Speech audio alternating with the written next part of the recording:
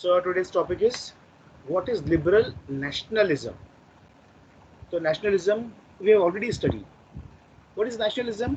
Nationalism is a kind of feeling in which people with similar identity or common connection or common bonding, they want to stay together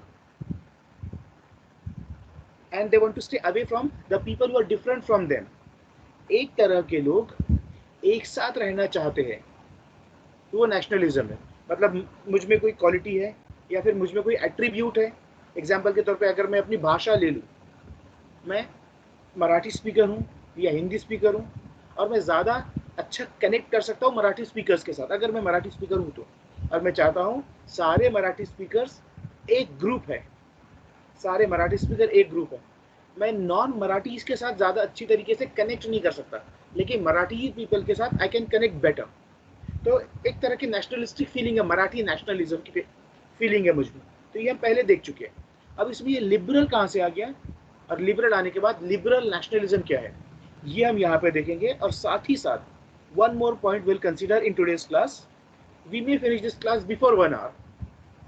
economic impact और the impact of the economics on nationalism. Nationalism के ऊपर क्या impact पड़ता है economy का और economic aspect का, business interest का, कमर्शियल एक्टिविटीज का, वो भी हम यहाँ पे देखने वाले हैं. Today's topic is this page number 9. यहाँ से paragraph 1, 2, 3 and up to here, 1.5 column. So let's come to our PPT. जय गुरुदेव. Good morning. Good night sir. Good morning. अभी एक्सेप्ट करूँ या कल सुबह के लिए एक्सेप्ट रखो उसको? मैंने भी यही सर गुड नाइट बोला. अरे गुड मॉर्निंग बोला, झूठ मत बोल. और गुड नाइट बोला तो जाते समय बोलना ना, अभी क्यों? अभी हाय बोल दे, हेलो बोल दे, गुड इवनिंग बोल दे. डोंट वरी, मैंने भी यही मिस्टेक किया था. आते से सबसे पहले जितने प्रेजेंट थे सबको गुड मॉर्निंग बोल दिया था. कोई बात नहीं. तो यहाँ पे हमारा है what did liberal nationalism stand for. अबे लिबरल नेशनलिज्म क्या होता है? ऐसा क्यों आ रहा है ये?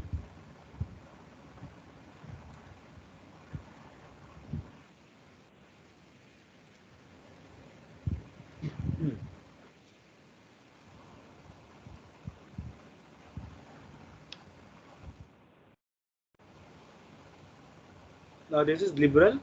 ये एक अलग वर्ड आ गया.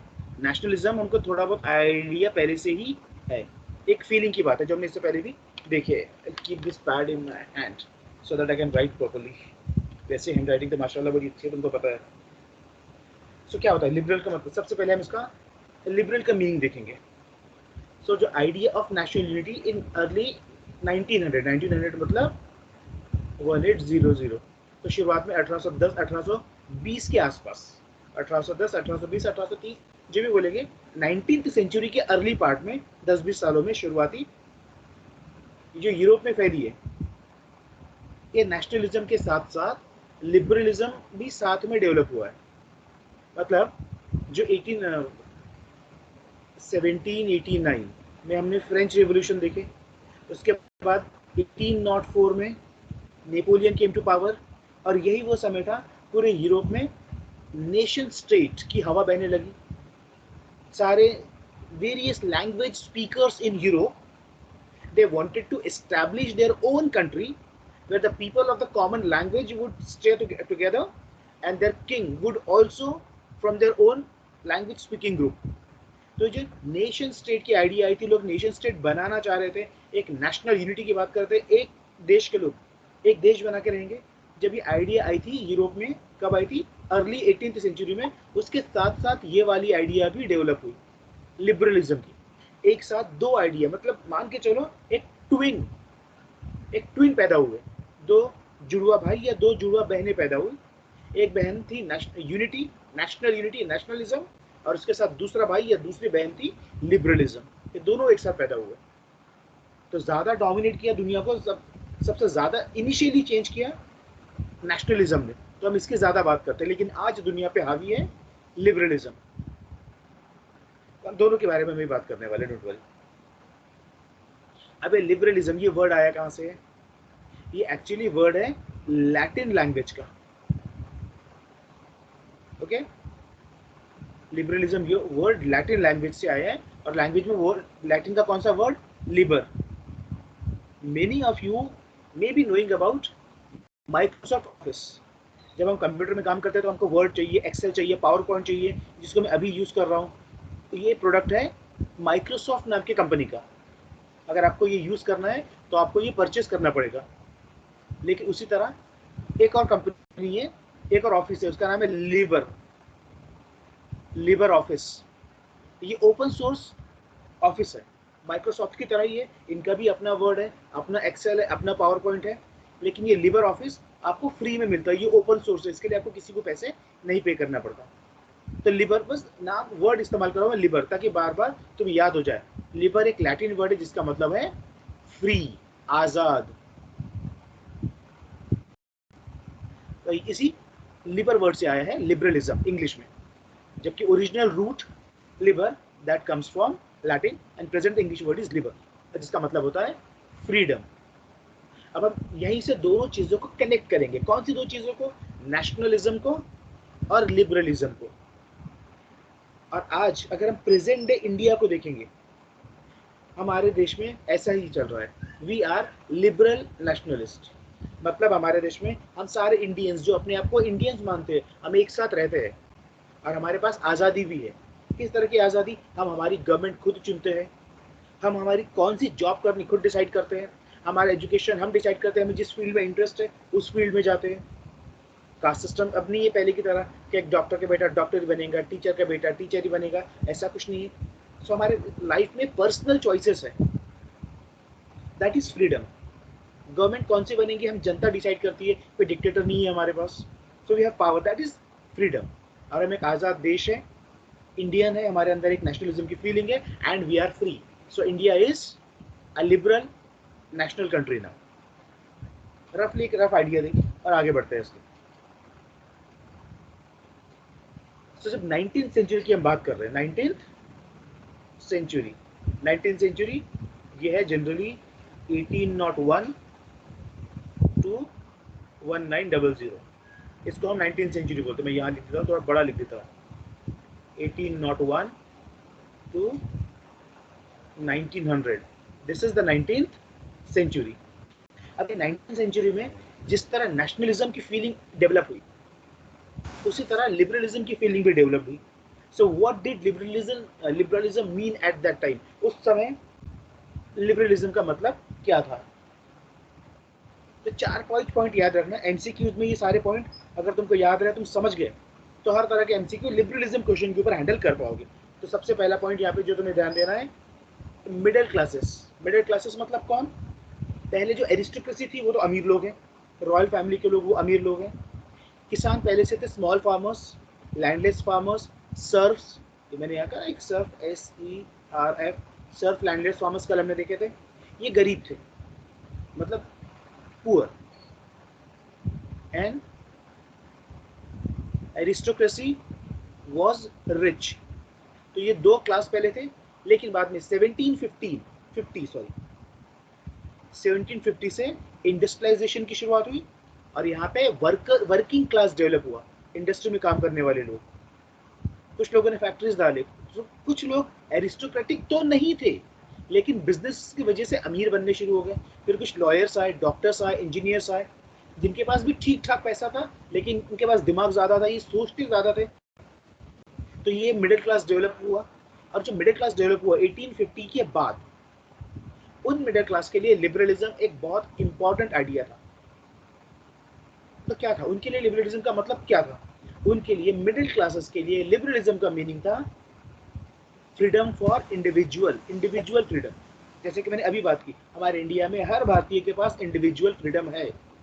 मतलब अगर कोई लड़की चाहती है, जनरली लोग बोलते हैं लड़कियां डॉक्टर बन जाए, टीचर बन जाए, लेकिन अगर कोई लड़की चाहती है मुझे एयरफोर्स में जाना है, तो इंडिया में जा सकती है।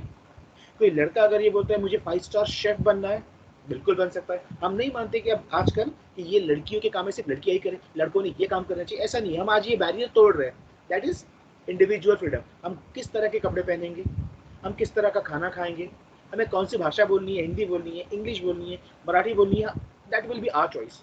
करियर कौन सा ऑप्ट करना है, दैट इज इंडिविजुअल फ्रीडम। आज हमारे देश में इंडिविजुअल फ्रीडम है, और उस समय के मिडिल क्लास भी यही चाहते थे, उनको भी इंडिविजुअल फ्रीडम मिले, और साथ ही साथ equality for all before the law. France में ओल्ड रिजीम में ऐसा नहीं था, इक्वालिटी नहीं थी, कुछ लोग टैक्स देते थे, कुछ नहीं देते थे, क्लर्जी नोबिलिटी टैक्स नहीं देते थे, कॉमनर्स को सारा टैक्स देना पड़ता था। लेकिन ये जो मिडिल क्लास था ये चाहते थे इक्वालिटी बिफोर लॉ। अगर कोई व्यक्ति किसी की हत्या कर देता है, फिर चाहे वो हत्या करने वाला गरीब किसान हो या फिर मिडिल क्लास हो या किसी एरिस्टोक्रेसी का पार्ट हो, सजा सबको एक मिलेगी। कोई अच्छा काम करता है, रिवॉर्ड सबको एक जैसा मिलेगा। पनिशमेंट देनी है किसी को तो सबके लिए कॉमन पनिशमेंट होगी, that is equality before law. Again this principle is also applicable in India even today. तो ये वो चीज मांग रहे थे मिडिल क्लास, लिबरलिज्म से यही चाहते थे। लेकिन दूसरा पॉलिटिकल, इसका मतलब क्या था, ये भी इंपॉर्टेंट है।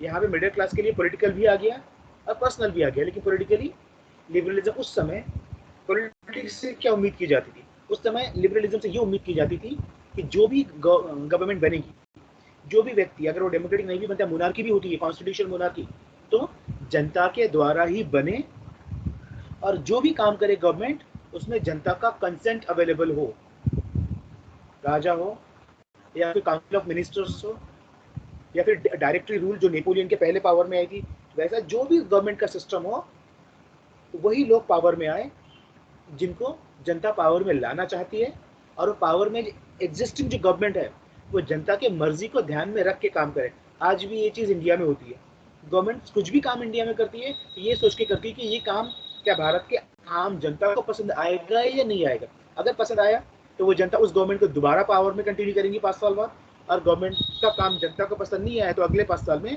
जनता गवर्नमेंट को हटा के किसी नए पार्टी को गवर्नमेंट में लेके आएगी।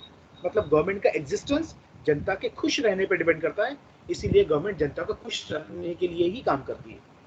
तो ये उस समय के लोग चाहते थे, गवर्नमेंट बाय कंसेंट, इतना याद रखो, गवर्नमेंट बाय कंसेंट, जनता के मर्जी की सरकार हो, पॉलिटिक्स में ये मतलब था। उसके अलावा सिंस 1789, ये कौन सा साल है, क्या हुआ था 1789 में, फ्रेंच रिवॉल्यूशन हुई थी, और उस फ्रेंच रिवॉल्यूशन में end of autocracy and privileges. Autocracy मतलब कोई एक व्यक्ति अपने दम पे सारी सरकार चलाता है, काइंड ऑफ डिक्टेट मोनार्की समझ लो। लेकिन जब हम मैक्सिमिलियन रॉबेस्पियर की बात करते हैं, वो अकेला पर्सन था, रॉयल फैमिली से नहीं था, लेकिन अपने दम पे सरकार चलाता था, जो आप मर्जी वो काम करता था, तो हम उसको रॉबेस्पियर को ऑटोक्रेट बोलेंगे और उसकी गवर्नमेंट को ऑटोक्रेसी बोलेंगे। प्रिविलेजेस, बर्थ के आधार पे तो प्रिविलेजेस मिलते थे, आपको टैक्स देना है, आपको टैक्स नहीं देना है, आपके पास एक वोटिंग राइट है, 2 वोटिंग राइट है, ये विशेष अधिकार प्रिविलेजेस वो कैंसिल कर दिए गए थे। कॉन्स्टिट्यूशन एंड रिप्रेजेंटेटिव गवर्नमेंट, ये सब आउटपुट है कहाँ का, फ्रेंच रिवॉल्यूशन का। फ्रेंच रिवॉल्यूशन में से जो भी चीज़ें आई, कौन सी चीज़ें आई फ्रेंच रिवॉल्यूशन में से, कॉन्स्टिट्यूशन आया, government I, council of ministers आया, एक्टिव सिटीजन, पैसिव सिटीजन मतलब वोटिंग राइट्स आ गए, फ्यूडल सिस्टम खत्म कर दिया गया, मोनार्की खत्म कर दी गई, प्रिविलेजेस बेस्ड ऑन बर्थ खत्म कर दी गई। All these were we can say that important aspects of the French revolution. और जब हम 19th सेंचुरी लिबरलिज्म की बात करते हैं तो फ्रेंच रिवॉल्यूशन के सारे आउटपुट यहाँ पे भी एप्लीकेबल होते हैं। मतलब जब यूरोप के लोग अपने देश में, अपने अपने देशों में लिबरलिज्म डिमांड करते थे, तो वो एक्चुअली वही डिमांड करते थे जो कि आउटपुट था फ्रेंच रिवॉल्यूशन के। Last point of liberalism is in 19th century, that is 1801 to 1900, 19th century, liberals also stressed on inviolability of private property। मतलब हर किसी को प्राइवेट प्रॉपर्टी का अधिकार है, किसी की भी प्राइवेट प्रॉपर्टी छीनी नहीं जा सकती। Again even today most of the democracy in India also we have this right. हमारा जो घर है, जो आपके पापा ने अपनी मेहनत की कमाई से खरीदा, या मम्मी ने खरीदे, या फिर आपके दादा दादी ने खरीद लिया, तो जो आपके पापा को पास ऑन हुआ है, ये आपकी खरीदी हुई प्रॉपर्टी है। आप भले इस देश में रहते हो, लेकिन इस देश की सरकार आपको आपके घर से निकाल नहीं सकती। अगर निकालना ही है, कोई कारण है, उनको वो ज़मीन चाहिए, कुछ और हो रहा है, तो कॉम्पनशिएट करना पड़ेगा। गवर्नमेंट मुफ्त में नहीं निकालेगी, उसकी भरपाई देगी, उसके बाद आपको जाने के लिए रिक्वेस्ट करेगी। तो पर्सनल प्रॉपर्टी ये राइट वहाँ के लिबरलिज्म में लोग मांग रहे थे, आज भी दिया गया है. So all these were the expected thing from liberalism. I hope nationalism तो पहले से पता था, लिबरलिज्म भी यहाँ पे क्लियर हो गया होगा. फिर हम इसको कंबाइन करके आगे की बात करेंगे. Shall I Sir, move on? Is the slide clear? sir, I have a doubt. Yes. Sir, it is about middle class. As you said that middle class came out from poor peoples. But in previous classes, you have said that in East country, like Russia and all their industrialization has taken place in late. So here Much, also much late. that case can be happen, no? Your question is, if industrialization came late in Russia and other Eastern European countries, so liberalism would have been there. Is it the No, question? sir, may I talk in Hindi? Okay. Sir जैसे आपने कल बताया था कि जो poors थे जिस मतलब सर्फर्स थे जिसके यहाँ काम करने जाते थे उन्होंने यूरोप के जो ईस्ट कंट्रीज है यूरोप के वहां पर नेशनल इंडस्ट्रियलाइजेशन लाने नहीं दिया था. तो फिर ये फ्रांस में ये कैसे आ गया फिर जल्दी? सेम केस तो वहां पर भी इंडस्ट्रियलाइजेशन तो हो सकता था ना. नहीं, थोड़ा सा डिफरेंस मैंने कल बताया था. मैंने डिफरेंस ये बताया था, सेंट्रल और ईस्टर्न यूरोप में कंडीशन ऐसी थी कि वहां पे बहुत बड़ी बड़ी जमीनें थी और उसके मालक जमींदार टाइप के लोग थे. अब उनके जमीन पे लैंडलेस फार्मर्स काम करते थे, जिनके लिए मैंने ये वाला वर्ड यूज किया, सर्फ. ये कहा था, अगर हम ये यूरोप की बात करें, अगर मैं इसको यूरोप बता दूं तो समझ लो, थोड़ा सा लाइन यहाँ होगी. ये वाले एरिया में सर्फडम काम करता था, मतलब बड़े बड़े लैंडलॉर्ड और लैंडलेस फार्मर्स यहाँ काम करेंगे. और जबकि यहाँ पे वेस्टर्न यूरोप में छोटे किसान जिनके पास 2 एकड़ 10 एकड़ 5 एकड़ 6 एकड़ ऐसी जमीन थी, लेकिन ये अपने जमीन के मालक थे. और अगर दूसरे की जमीन पे भी करते हैं तो एज ए टेनेंट बन के काम करते हैं. टेनेंट का मतलब होता है उसको एक पैसा दे देंगे 1 साल के लिए या 2 साल के लिए, जो भी पीरियड है, और उतनी पीरियड के लिए उस जमीन पे वो ओनर बन जाएंगे. जो चाहे वो क्रॉप उगाए, पूरी की पूरी क्रॉप उनकी, सिर्फ किराया देना है जमीन का तो वो दे देंगे. कुछ नहीं उगाते तो खाली रखेंगे, उनकी मर्जी.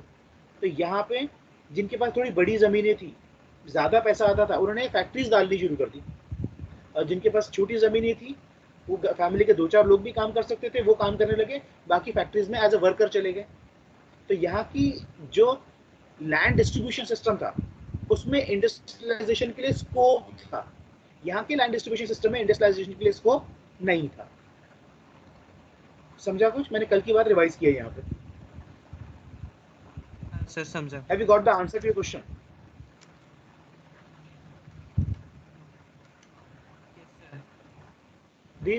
Did you get the answer?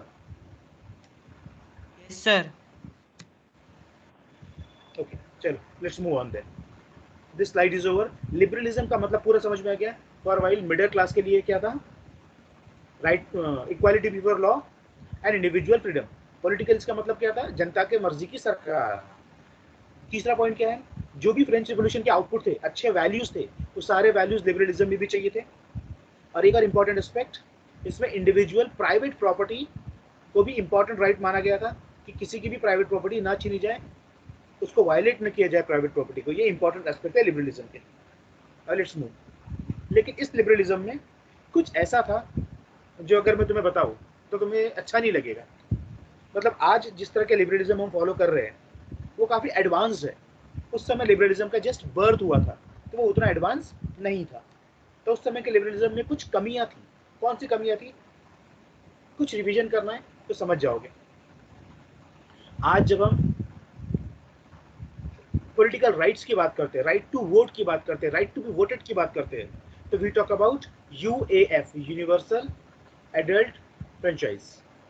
मतलब every adult citizen of the country has right to vote. Bharat में 18 साल माना गया है. 18 साल से ऊपर के सभी भारतीय, फर्क नहीं पड़ता वो भारतीय मेल है या फीमेल है, या किसी भी कास्ट को बिलोंग करते हैं, या किसी रिलीजन को बिलोंग करते हैं, कोई भाषा बोलने वाले, कोई इथनिसिटी को बिलोंग करते, कुछ फर्क नहीं पड़ता. अगर आप भारत के नागरिक हो और 18 साल के ऊपर है तो आपको वोटिंग राइट है.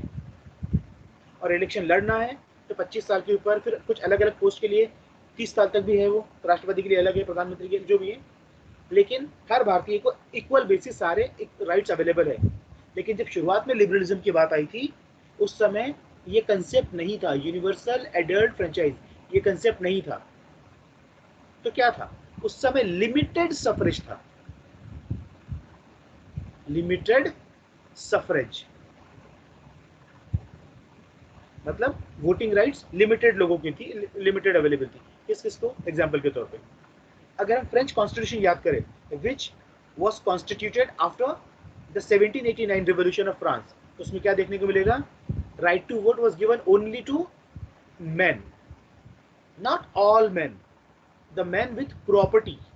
अगर आप टैक्स भरते हैं equal to the wages of 3 days wages of a labourer, एक लेबर 3 में जितना कमाता है, अगर आप उतना टैक्स भरते हो सरकार को, तभी आपको वोटिंग राइट मिलेंगे। That too if you are a man, आप फीमेल हो लेकिन लेबर 10 दिन में जितना कमाता है उतना भी टैक्स भरते हो, then also you won't qualified as a voter because you are a female. तो सबसे पहले आपको मैन होना पड़ेगा, मैन होना पड़ेगा। उसके बाद आपके पास सर्टन प्रॉपर्टी होनी चाहिए, तभी आपको वोटिंग राइट्स मिलेंगे। वोटिंग राइट्स नहीं थे किनको? पुअर मैन, क्योंकि मर्द है अब पुअर है, उसको भी वोटिंग राइट्स नहीं थे। और वुमेन है तो obviously by being a women they were disqualified to have the voting rights. ये हमने लास्ट ईयर देखा था। हाँ, लेकिन आफ्टर द फ्रेंच रिवॉल्यूशन, जब मैक्सिमिलियन रॉबेस्पियर पावर में आया, जब जैकोबिन पार्टी की सरकार आई, उस समय जब तक जैकोबिन पावर में था कुछ समय के लिए यूनिवर्सल मेल सफरेज, याद रखो यहाँ पे यूएएफ नहीं है, एडल्ट फ्रेंचाइज नहीं है, ओनली मेल फ्रेंचाइज है, यूनिवर्सल मेल सफरेज। मतलब रॉबेस्पियर ने कह दिया था सारे पुरुषों को वोटिंग राइट्स, सारे पुरुषों को, लेकिन सिर्फ महिलाओं को तब भी नहीं मिले। रॉबेस्पियर ने भी महिलाओं को वोटिंग राइट्स नहीं दिया, ये थोड़े समय। लेकिन something is better than nothing. UMF was better than this limited suffrage. कम से कम पुरुषों को तो मिल गए, हो सकता है कुछ समय बाद हम औरतों को भी दे दें। Then came the period of Napoleon Bonaparte. Napoleon captured the power, और नेपोलियन ने सफरेज के साथ बहुत बुरा हाल किया। वापस नेपोलियन ने सफरेज ही खत्म कर दिया। ही वॉज द किंग, उसको थोड़ी इलेक्शन की जरूरत थी, तो वो क्यों वोटिंग राइट्स देगा? तो सफरेज सिस्टम का और नुकसान हुआ during the Napoleonic age, that is 1804 till 1815। जो थोड़ा बहुत रखा था उसने, that again a limited suffrage. Again women no rights, poor man no rights, और वुमेन को अथॉरिटी में दे दी गया है। अगर वो बैचलर है, अनमैरिड है, तो फादर इंचार्ज है एक फीमेल के, और अगर वो फीमेल मैरिड है तो हस्बैंड उसके इंचार्ज होगी। फीमेल को अथॉरिटी खत्म कर दी गई। ये शुरुआती सफरेज की सिचुएशन है। इसे मैंने कहा, इसे लिखा शुरुआती suffrage was a flawed suffrage. तुमको आज अगर उस तरह के सफरेज की बात की जाए, तो में से कोई ऐसा सफरेज आज एक्सेप्ट नहीं करेगा। अगर इंडिया में बोल दिया जाए, या इंडिया के अलावा दुनिया के किसी भी मॉडर्न डेमोक्रेसी में बोल दिया जाए कि वोटिंग राइट्स औरतों से वापस ले लिए जा रहे, उस देश में औरतें लड़ेगी अपने अधिकारों के लिए, दुनिया के दूसरे देश भी उस देश को क्रिटिसाइज करेंगे, जैसे कि आज अफगानिस्तान में हो रहा है। औरतों को एजुकेशन के राइट्स नहीं दिए जा रहे, पॉलिटिक्स में एक्टिव पॉलिटिशियन बनने के राइट्स नहीं दिए जा रहे। और आज हमको बड़ा अजीब लग रहा है, ऐसा कैसे हो सकता है किसी देश में औरतों को राइट्स ना मिले? बिकॉज राइट्स फॉर वुमेन आज बहुत कॉमन हो चुका है, किसी को ना दिया जाना अटपटा लगता है, पर उस समय ये नॉर्मल था। उसके बाद थ्रू आउट 19th सेंचुरी, मतलब टोटल 1800 में से लेके एंड 2000 तक 200 साल लगातार दुनिया में लड़ाई चलती रही। ऐसे नहीं कि 2000 में किसी को वोटिंग राइट्स मिले, लेकिन न्यूजीलैंड में नहीं, न्यूजीलैंड में काफी पहले लिस्ट देखनी पड़ेगी। बहुत सारे देश ऐसे थे जिसको 1900 एंड समथिंग में भी वोटिंग राइट्स मांगनी पड़े, औरतों को लड़ना पड़ा। इवन अमेरिका में तक, जो इतना एडवांस कंट्री है, right to vote was given only to white Americans, not the African Americans. African Americans had to fight for the voting rights. That too by the second half of the 20th century तक voting rights के लिए लड़ाई चली। तो that was flawed liberalism, मतलब liberalism में कुछ कमी थी। अब लिबरलिज्म का इकोनॉमिक्स में देखते हैं, बिजनेस इकोनॉमिक्स, इसमें लिबरलिज्म का इम्पैक्ट क्या पड़ा और कैसे इकोनॉमिक्स ने नेशनलिज्म को और ज़्यादा बूस्ट किया। the time now? Half time is over. Now liberalism in the economic sphere. Economic sphere. अर्थव्यवस्था में लिबरलिज्म का मतलब क्या था? लोग लिबरलिज्म सिर्फ अपने पर्सनल लाइफ में और पॉलिटिक्स में ही नहीं चाहते थे, लोगों को बिजनेस में भी लिबरलिज्म चाहिए थी। अब थोड़ा सा पता लगेगा, लिबरलिज्म बेसिकली एक, हम ऐसा मानते हैं कि एक पॉलिटिकल फिनोमिना है, जो कि है भी पॉलिटिकल फिनोमिना, वो सोशल फिनोमिना भी है, लेकिन इकोनॉमिकल फिनोमिना लिबरलिज्म कैसे हो सकता है, वो हम यहाँ पे देखेंगे। How liberalism is an economic aspect, has an economic aspect. Number 1, freedom of markets. Again दुनिया में आज है, जैसे कि इंडिया में अगर आपको फ्रेंच परफ्यूम खरीदना है, या स्विट्जरलैंड का चॉकलेट खरीदना है, या जापान का कैमरा खरीदना है, is it possible to buy this in India today? This is my question to you. क्या हम दुनिया के किसी भी देश में बनी हुई चीज क्या इंडिया में बैठे हुए परचेस कर सकते हैं? Yes, sir. Yes, of sir. Course, because market Yes, open है sir. ना। हमारे देश में बना हुआ माल भी दुनिया के अलग अलग देशों में बिकता है। दुनिया में कहीं भी बना हुआ माल हमारे देश में भी अवेलेबल है, बिकॉज मार्केट्स आर फ्री। तो उस समय लोग चाहते थे यूरोपियन कंट्रीज के कि उनके किंगडम्स भी मार्केट्स को फ्री कर दें। मतलब एक देश का व्यापारी खुल के दूसरे देश में जाके माल बेचे, और उस देश का व्यापारी इनके देश में आके माल बेचे, सारे व्यापारी को ज़्यादा मार्केट्स अवेलेबल हो जाए। जैसे आज हम एक देश से दूसरे देश में जाने में काफ़ी मुश्किल होती है, हमको उस देश का वीज़ा लेना पड़ता है, उस देश से परमिशन लेनी पड़ती है। तो व्यापारी मानते थे अगर व्यापार के लिए हम जा रहे हैं, हमें आने जाने की फ्रीडम दे दी जाए, खुला व्यापार करने की परमिशन मिले।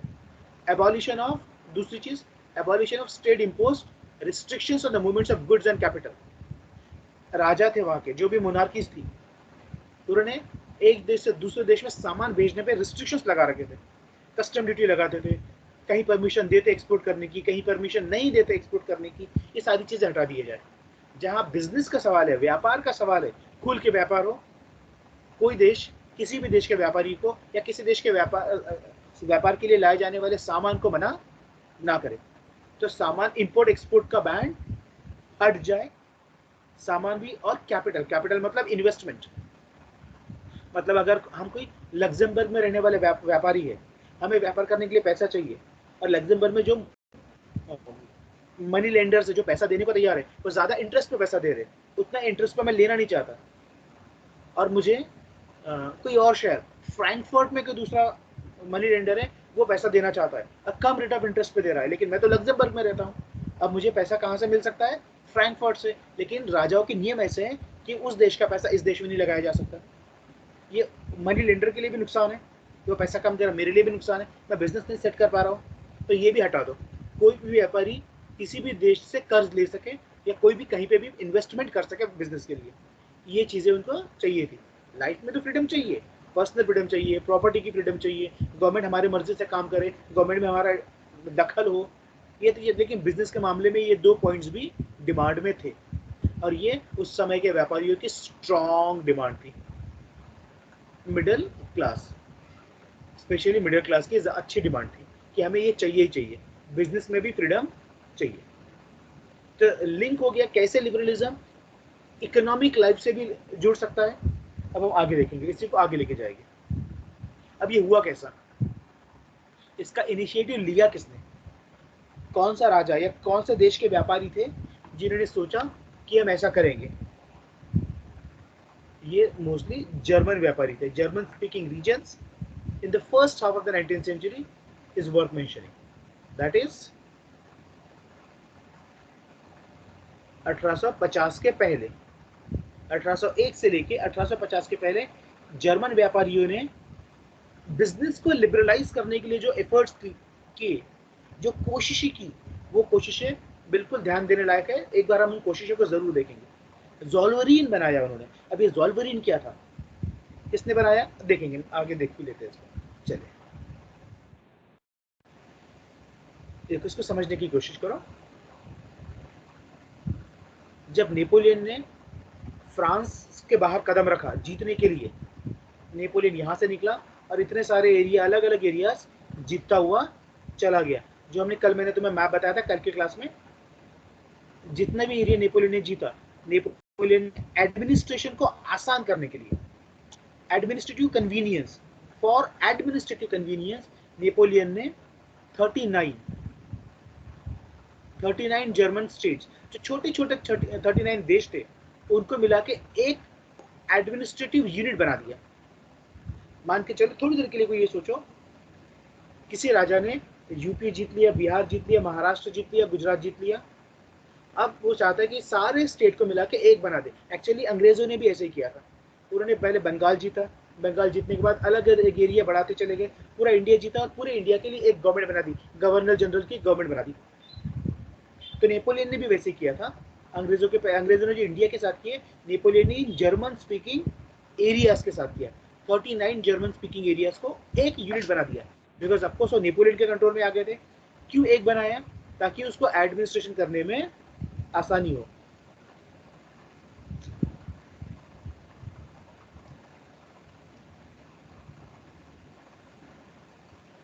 तो उसका इंपैक्ट क्या पड़ा?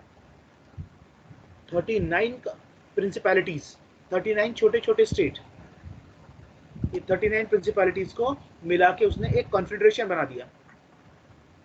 कॉन्फेडरेशन मतलब एक ग्रुप, एक रीजन का, देशों का ग्रुप बना दिया और उसको एडमिनिस्टर किया। लेकिन 1815 ये वो when we saw the fall of Napoleon, जहां नेपोलियन का अंत हो गया, नेपोलियन के युग का समाप्ति हुई 1815 में। तो ये कॉन्फेडरेशन का क्या हुआ? ये कॉन्फेडरेशन 39 कॉन्फेडरेशन फिर से आज़ाद हो गए, वापस अपने आप को इन्होंने कंट्रोल करना शुरू कर दिया। लेकिन इस बीच इनको एक चीज़ समझ में आ गई थी। क्या समझ में आ गया था? कि हम अगर एक यूनिट बना के चले तो हमको काफ़ी फ़ायदा होगा। लेकिन एक यूनिट कैसे बना सकते हैं? क्योंकि अगर एक यूनिट बनेगा तो राजा भी एक रहेगा, और यहाँ के छोटे छोटे राजा 39 स्टेट के अपना किंगडम नहीं छोड़ना चाहते थे। लेकिन व्यापारी को तो एक देश चाहिए था। अब क्या करेंगे? देखो, दो अलग कॉन्फ्लिक्टिंग ग्रुप्स आ गए। ये 39 प्रिंसिपैलिटीज वापस आज़ाद होगी नेपोलियन के बाद, और ये वापस एक नहीं होना चाहते थे, बिकॉज एक होने का मतलब है 39 राजा रिड्यूस होकर एक हो जाए। तो ऐसे कौन से 38 राजा है जो बोलेंगे चलो हम हमारा राइट छोड़ते हैं, तुम राजा बन जाओ? कोई नहीं बोलेगा। तो इनको यूनाइट करना तो मुमकिन नहीं है। लेकिन व्यापारियों को एक यूनिट चाहिए था, तो उन्होंने दूसरा रास्ता निकाले। कौन सा? जोलोरिन का। क्यों निकाले? पहले हम थोड़ा सा समझ लेते हैं इसको। ये जो 39 प्रिंसिपैलिटीज थे, मतलब छोटे छोटे देश, प्रिंसिपैलिटीज मतलब बहुत छोटे छोटे, यहाँ पे तुमको दिखाई भी दे रहे हो कि बहुत छोटे छोटे देश है। हर देश की अपनी करेंसी थी, हर देश की अपनी करेंसी, हर देश का अपना वेइंग सिस्टम, और हर देश का अपना मेजरमेंट। जैसे कि इमेजिन कर लो, अगर आप इंडिया में हो तो महाराष्ट्र में अलग करेंसी, गुजरात में अलग करेंसी, यूपी में अलग करेंसी। तो हमको कितनी तकलीफ होगी। हम अगर इंडिया टूर पे जाना चाह रहे हैं तो हमारा शॉपिंग में दिमाग ज़्यादा डालना है, तो उसके लिए करेंसीज कैलकुलेट करते बैठो, उसके बाद शॉपिंग खरीदो। आप राजस्थान जाते हो, वहाँ पे लकड़ी से बना हुआ हाथी खरीदना चाहते हो, फिर वो राजस्थान में अपनी करेंसी बताएगा, वो आप कैलकुलेट करेंगे हमारे देश का कितना होता, तो यहाँ पे इतना कितना हो रहा, तो मुझे कितना पे करना पड़ेगा। आपका दिमाग घूमने में रहेगा कि अकाउंटिंग में रहेगा, फिर कैलकुलेशन में रहेगा। तो ये बहुत तकलीफ होती थी वहाँ के 39 छोटे छोटे देशों के व्यापारियों को, क्योंकि करेंसी सबकी अलग अलग, वेइंग सबका अलग। वेइंग का अलग मतलब, जैसे कि 1 किलो, आज 1 किलो मतलब कितने ग्राम होता है? हाउ मेनी ग्राम से 1000 1 kg?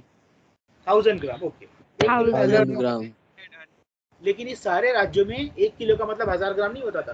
कहीं हो सकता था 1015 ग्राम, कहीं होता था 980 ग्राम, कहीं होता था 990 ग्राम, कहीं होता था 800 ग्राम। तो 1 किलो की डेफिनेशन भी अलग अलग। तो यहाँ पे और प्रॉब्लम आ जाएगी। ये बोल रहा है कि मैं मेन से आया हूँ 1 किलो का नमक लेके, तो तुम्हारे माइंड में 1 किलो मतलब 1000 ग्राम, हमारे यहाँ 1 किलो मतलब 900 ग्राम। तो तुम्हारा 1 किलो यहाँ नहीं चलेगा, हम हमारे तरफ से मेजर करके देखेंगे कितना है। मेजरमेंट, कपड़े मेजर करना, लीटर में मेजर करना, जो भी हो, वो सबके मेजरमेंट अलग अलग थे। अब अंदाजा लगा लो, तुम व्यापारी हो और जहाँ जहाँ तुमको व्यापार करना है वहाँ की करेंसी अलग है, वहाँ का वेइंग सिस्टम अलग है, जिसको वजन करते हैं। कुछ चीज़ें वजन नहीं की जाती, नापी जाती, जैसे कपड़े को नापा जाता है, ज़मीन को नापा जाता है, ये सब सिस्टम अलग अलग है। तो इससे बिजनेस करने में बड़ी प्रॉब्लम होती थी। कितनी प्रॉब्लम होती थी, ये एग्जाम्पल दिया हुआ है यहाँ पे। ये हैम्बर्ग नाम का एक देश है, सॉरी सॉरी, आज तो एक शहर है ये, उस समय हैम्बर्ग नाम का एक देश था। जो रफली यहाँ पे कहीं तो भी आता है, और एक न्यूरेमबर्ग नाम का देश था जो रफली यहाँ कहीं आता है। दोनों में तकरीबन 608 609 किलोमीटर, अप्रॉक्सीमेटली 600 किलोमीटर का डिस्टेंस है। और अगर कोई व्यापारी ये न्यूरेमबर्ग से निकलता है, सॉरी हैम्बर्ग से निकलता है, और न्यूरेमबर्ग तक उसको जाके व्यापार करना है, न्यूरेमबर्ग तक का मार्केट कवर करना है, तो उसके बीच में 11 कस्टम बैरियर्स आते थे। कस्टम बैरियर मतलब जब एक देश से आप दूसरे देश में जाते हो तो देश की गवर्नमेंट आप जो भी सामान उनके देश में ला रहे हो उस पर टैक्स लगाते हैं। एग्जाम्पल के तौर पे अगर आप फ्रेंच परफ्यूम इंडिया में ला रहे हो, अब वो फ्रेंच परफ्यूम की बॉटल 100 रुपये में पड़ती है, और जब इंडिया में लाते हो तो सपोज, ये एक्चुअल फैक्ट नहीं है, और गवर्नमेंट बोलती है परफ्यूम पे हम 100% टैक्स लेंगे, सपोज इतना नहीं लिखी है, 100% टैक्स लेंगे परफ्यूम के ऊपर, तो आपने 100 रुपये में एक परफ्यूम की बॉटल इंडिया में खरीद के लाई, और गवर्नमेंट बोल रही है 100% टैक्स, तो आपको गवर्नमेंट को 100 रुपये कस्टम ड्यूटी देना पड़ेगा, 100%, जो प्राइस है उसका 100%। तो इंडिया में लाए तक वो 200 की हो जाएगी, क्योंकि कस्टम ड्यूटी 100% है, तो उसका प्राइस इंडिया में बढ़ जाएगा। तो इस तरह आप अगर यहाँ से निकल रहे हो तो यहाँ पे आते आते आपको कस्टम ड्यूटी देना पड़ेगा। यहाँ पे मान के चलो 10% कस्टम ड्यूटी है, तो यहाँ पे 10 रुपये का माल है, यहाँ पे आते वो 10% 11 का हो जाएगा, यहाँ पे 12 रुपये 10 पैसे का हो जाएगा, फिर यहाँ पे 12 रुपये 10 पैसे का और 10%, यहाँ पे और 10%। इस तरह हर बैरियर में, हर कस्टम बैरियर में कस्टम ड्यूटी ऐड होती चली जाएंगी, और रफली यहाँ का 10 रुपये का माल यहाँ पहुंचे तक 100 रुपये का हो जाएगा। और जब माल महंगा होगा तो कस्टमर उसको खरीदना अवॉइड करेंगे, ज़्यादा लोग नहीं खरीद पाएंगे, वही लोग खरीद पाएंगे जो 100 रुपये अफोर्ड कर सकते हैं। तो ऑलरेडी मार्केट श्रिंक हो गया, व्यापारी के लिए खरीदार कम हो गए। वो चाहते थे यहाँ की चीज़ जब यहाँ पे 10 में है तो यहाँ पे भी 10 में बेचे, जो हमको लाने ले जाने में जो खर्च आ रहा है ना, मिला के 10 से 11 या 12 रुपये हो सकता, 10 का 100 नहीं होना चाहिए। और 5% कस्टम ड्यूटी हर जगह लगती थी, तो इमेजिन कर लो 11 जगह मतलब 55%, 10 रुपये का माल यहाँ पे आते हैं 15 रुपये का हो जाता था। इससे भी व्यापारी को नुकसान होता था, बिकॉज माल महंगा मतलब ग्राहक कम, तो ये एक प्रॉब्लम थी। तो कैसे सॉल्व किया गया इसका, थोड़ा प्रॉब्लम को पहले और समझ लेते हैं, इसका सॉल्यूशन बाद में देखेंगे। How much time is left? अच्छा, we have sufficient 20 minutes still, but we won't take that much time. अभी जो ड्यूटीज थे, ड्यूटी मतलब कस्टम ड्यूटीज हम यहाँ पे समझेंगे।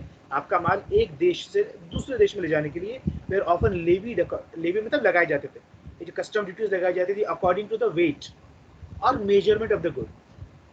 कुछ सामान है जो हम वजन नापते हैं, कुछ सामान जिसका वजन नहीं अलग तरीके से नापा जाता है, जैसे कि कपड़ा, तो आपको टैक्स देना पड़ेगा आपके सामान के वजन के हिसाब से या फिर उसके मेजरमेंट के हिसाब से। कोई प्रॉब्लम नहीं है, दे देंगे। लेकिन एक दूसरा इशू है यहाँ पे, कौन सा इशू है? Each region had its own system of weights and measurement. जो मैंने इससे पहले कहा, अगर आप 1 मीटर कपड़ा लाते हो, कहीं पे 1 लीटर का मतलब होता है 1000 सेंटीमीटर, कहीं पे होता है 1024 सेंटीमीटर, कहीं पे होता है 995 सेंटीमीटर। तो हर जगह कपड़े को अलग अलग तरीके से गिनना पड़ेगा हर देश में। यहाँ पे टाइम भी जाएगा, और पैसा कितना देना है हर बार कैलकुलेट करना पड़ेगा, तो पैसे का हिसाब रखना भी मुश्किल हो जाएगा। एंड सो ये अलग अलग system of weights and measurement की वजह से व्यापार का टाइम बहुत ज़्यादा लंबा हो जाता था। जो व्यापारी 1 महीने में घर में आना चाहिए था, उसको 2 से 3 महीने लग जाते घर में आने के लिए। एग्जाम्पल के लिए यहाँ पे एक एग्जाम्पल दिया हुआ है कपड़े को मेजर करने के लिए। ये एल क्या है? जैसे आज हम कपड़े को मेजर करते हैं मीटर में, उस समय जर्मन स्पीकिंग रीजन, जर्मनी नाम का देश तो था नहीं, बहुत छोटे छोटे बहुत सारे देश थे, तो जर्मन स्पीकिंग रीजन में कपड़े को नापने के लिए, मेजर करने के लिए इल नाम का यूनिट इस्तेमाल किया जाता था। अब ये जो फ्रैंकफर्ट, मेंस, न्यूरेमबर्ग, फ्राइबर्ग, ये सब जर्मनी के, चारों जर्मनी के शहर हैं, प्रेजेंटली जर्मनी में आते हैं शहर। तो फ्रैंकफर्ट में 1L was equal to 45.7 centimetre of cloth, Mainz में 55.1, न्यूरेमबर्ग में 65.6, फ्राइबर्ग में 53.5। और इससे व्यापारी को बहुत ज़्यादा इनकन्वीनियंस होती थी, बहुत ज़्यादा दिक्कत होती थी व्यापार करने में एक देश से दूसरे देश में। और अपना ही छोटे छोटे देश थे, अपने देश का मार्केट तो बहुत छोटा है, ज़्यादा कमाने के लिए दूसरे देशों में जाना पड़ेगा, और दूसरे देश में जाएंगे तो ये सारी प्रॉब्लम्स आ रही है। तो इसका सोल्यूशन क्या? इसका सोल्यूशन है फॉर्मेशन ऑफ ज़ोल्वरीन। ज़ोल्वरीन बना लेंगे, वही इसका सोल्यूशन है। अब कैसे ज़ोल्वरीन कैसे सोल्यूशन होने लगा इसका? Just a minute. पहले सिस्टम क्या था? आप एक जगह से दूसरी जगह व्यापार करोगे तो आपको बहुत ज़्यादा हिंड्रेंसेस आएंगे। जैसे अभी हमने देखें, कस्टम ड्यूटी अलग अलग थी, कई सारे कस्टम बैरियर्स आते थे, यूनिट्स ऑफ मेजरमेंट का सिस्टम अलग अलग था। इसकी वजह से प्रॉपर इकोनॉमिक ग्रोथ नहीं हो सकती थी, इकोनॉमिक एक्सचेंज नहीं हो सकता था, चीज़ों की खरीद बिक्री अलग अलग एरियाज में नहीं हो सकती थी, और इससे इकोनॉमिक ग्रोथ, पैसा भी ज़्यादा नहीं कमाया जा सकता था पुराने सिस्टम से। फिर आया न्यू कमर्शियल क्लास, व्यापारी ग्रुप, बिजनेस करने वाले। इनकी डिमांड क्या थी? Unified economic territory. Economic territory, वैसे तो ये लोग चाहते थे एक पूरी पॉलिटिकल टेरिटरी आ जाए, सारे जर्मन बोलने वाले एक देश में आ जाए, और उन्हीं जर्मन बोलने वालों में से एक जर्मन बोलने वाला हमारा राजा बने। पर ये पॉलिटिकल यूनिटी बहुत दूर की सोच थी, ये बनाना उतना आसान नहीं था, और व्यापारी वेट नहीं करना चाहते थे। तो एक काम करेंगे, व्यापारी ने सोचा हम एक काम करते हैं, पॉलिटिकली जर्मनी नहीं बनाते, हम इकोनॉमिकली एक कॉमन टेरिटरी बना लेते जर्मन स्पीकिंग रीजन्स की। जितने भी जर्मन, हम हमारे राजाओं से बात करेंगे, हमारे राजाओं को कन्विंस करेंगे कि आप अपने देश के राजा हो, बने रहो, हमको कोई इशू नहीं है। लेकिन जितने भी जर्मन राजा है वो सारे जर्मन व्यापारियों को वीजा फ्री एंट्री दे दे एक दूसरे के देश में। हम एक दूसरे के देश में खुल के व्यापार करने जाए, अपना माल ले जाके बेचे, वहां से माल खरीद के लाए, अपने देश में बेचे, जहाँ पे हमको इन्वेस्ट करना है वहां पे इन्वेस्ट करे, कहीं से लोन ले, ये हमको हमारा मार्केट फ्री कर दे। पॉलिटिकली आप अपने जैसे चल रहे वैसे चलने दो, व्यापारियों को एक स्पेशल फ्रीडम दे दो। समझ में आया व्यापारियों की डिमांड क्या थी? कमर्शियल क्लास की क्या डिमांड थी? अब इसका पर्पस क्या था? ऑब्वियसली तुम लोग समझ गए होंगे इसका पर्पस क्या था। Free movement of goods, people and capital. पैसा, सामान, लोग और निवेश, पैसा फ्रीली पूरे जर्मन स्पीकिंग एरियाज में, ये वाले जर्मन स्पीकिंग एरियाज में फ्रीली मूव करें, जिससे इकोनॉमिक ग्रोथ आएगी, लोगों की लाइफ आसान बनेगी, लोगों के पास पैसा आएगा, जो हम ऑलरेडी इकोनॉमिक्स में हमारे क्लास में देख ही रहे हैं। तो उसके लिए कैसे करेंगे? तो उन्होंने काइंड ऑफ संस्था बनाई, ऑर्गेनाइजेशन। जैसे कि मैंने क्लास में तुमको रेफरेंस दिया हो, WTO, वर्ल्ड ट्रेड ऑर्गेनाइजेशन, ये रेफरेंस दिया था, कुछ उसी तरह का समझ लो। ये पूरे वर्ल्ड के लिए नहीं था, सिर्फ जर्मन स्पीकिंग प्रिंसिपैलिटीज के लिए ही था। तो उन्होंने ज़ोल्वरीन नाम की एक संस्था बना दी। तब बना दी ज़ोल्वरीन नाम की संस्था 1834 में। किसने बनाई? व्यापारियों ने। लेकिन बनाने के लिए इनिशिएट किसने किया? प्रशिया के राजा ने। ये प्रशियन एम्पायर एक बहुत बड़ा एम्पायर था, और उस प्रशियन एम्पायर का सबसे बड़ा रीजन जर्मन स्पीकिंग रीजन था। तो हम बोल सकते हैं आज का प्रेजेंट डे जर्मनी का मैक्सिमम पार्ट प्रशियन एम्पायर का पार्ट था। तो प्रशिया के राजा ने इनिशिएट किया, व्यापारियों के डिमांड को समझा, उसने अप्रूव किया, यस ऐसा होना चाहिए।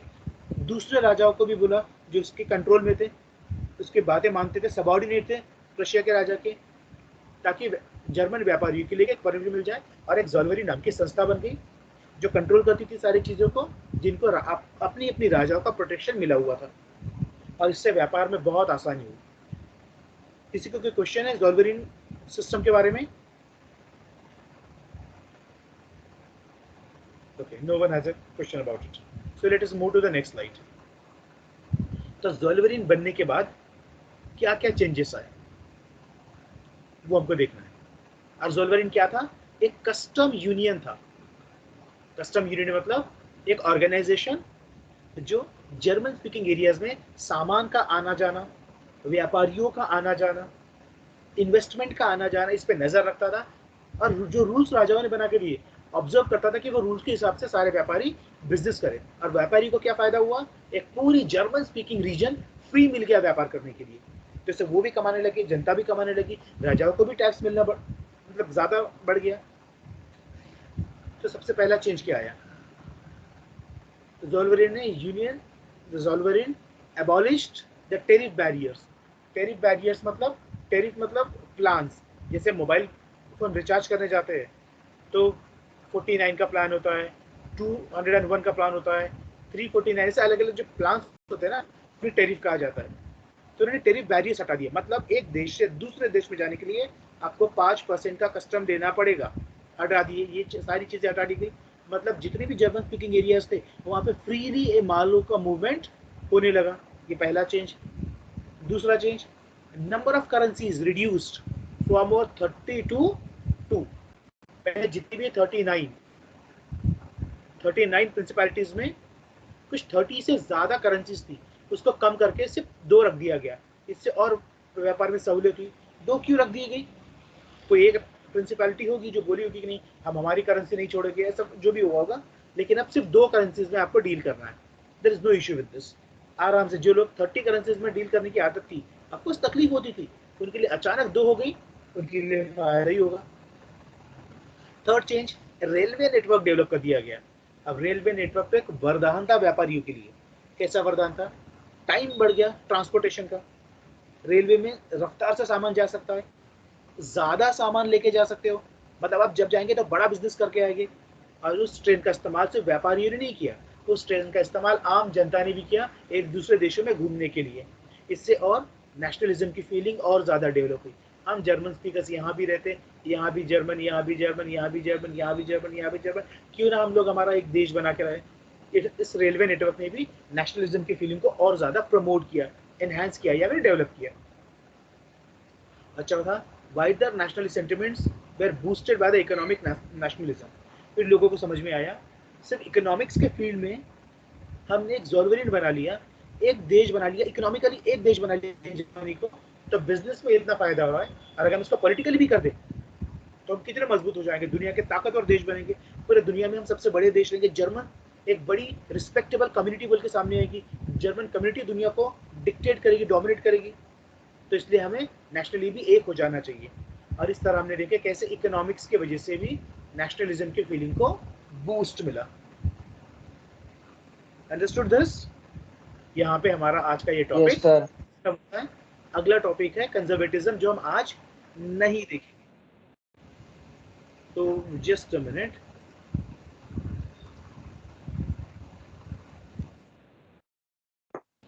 ये वाला टॉपिक न्यू कंजर्वेटिज्म, ये हम कल के क्लास में देखेंगे। कोशिश करेंगे ये पूरा का पूरा टॉपिक खत्म हो जाए। For now let me stop sharing the screen and end the recording first.